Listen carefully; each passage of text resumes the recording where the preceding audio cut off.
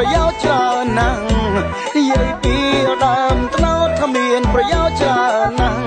ស្លឹកវាឲ្យប្រកទាំងផ្លែគេយកមកឆ្នៃដើមវាធ្វើទូកអ្នកគល់អរត់ទាំងក្តី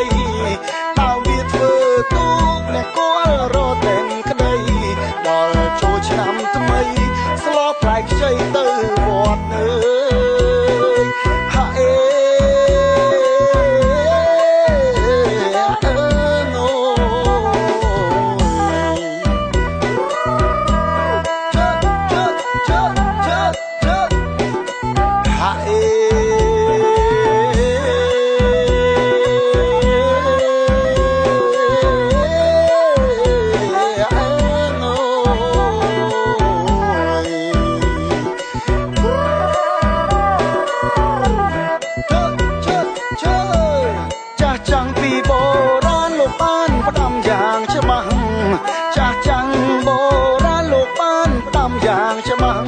ត្នោតសំខាន់ខ្លាំងណាស់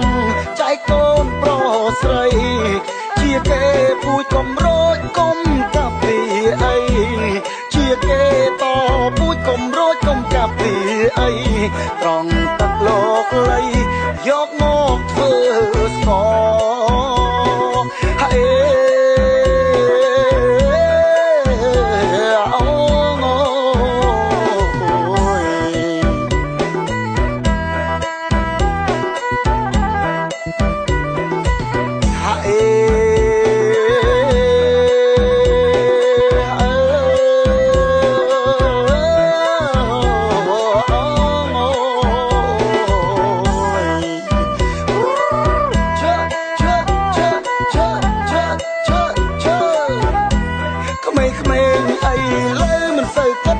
ហើយខ្វាយទេ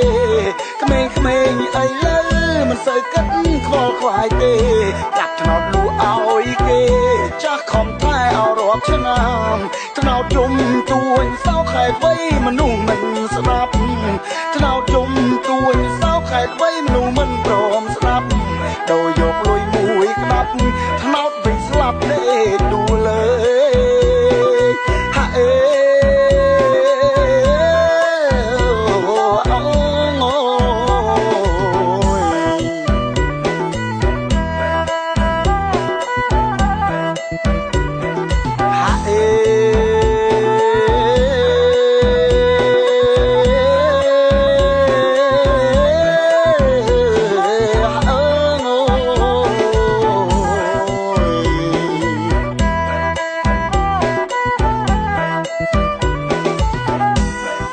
ត្រូវវិនាបដូនតាលោកឃើញឈឺចា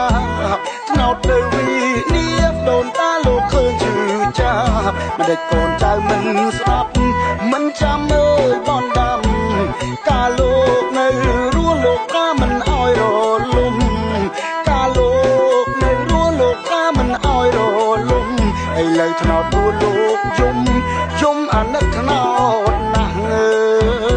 យហាអេ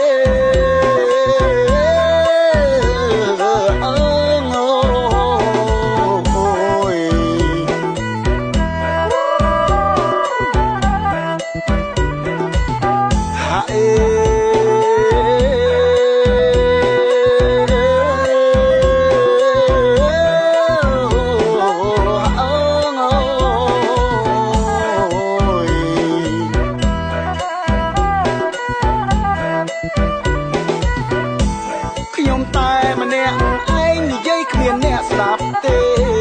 ខ្ញុំតែម្នាក់ឯងនិយាយគ្មានអ្នកស្ដាប់ទេមានតែស្រែកជាងបំពេជូនពុកម៉ែស្ដាប់ស្រណោះថ្នោតខ្មែរខ្ញុំឃើញខ្ញុំក៏ជឿចាប់ស្រណោះអោតថ្នោតខ្មែរខ្ញុំឃើញខ្ញុំក៏ជឿចាប់សង្ឃឹមពុកម៉ែបានស្ដាប់ឮហើយជប់កាប់ថ្នោតលួងអើយហាអេ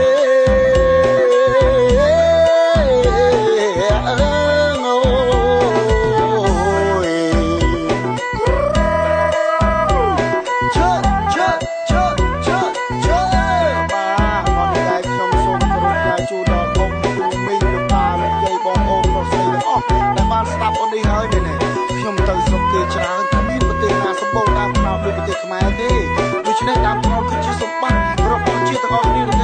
សើចបាន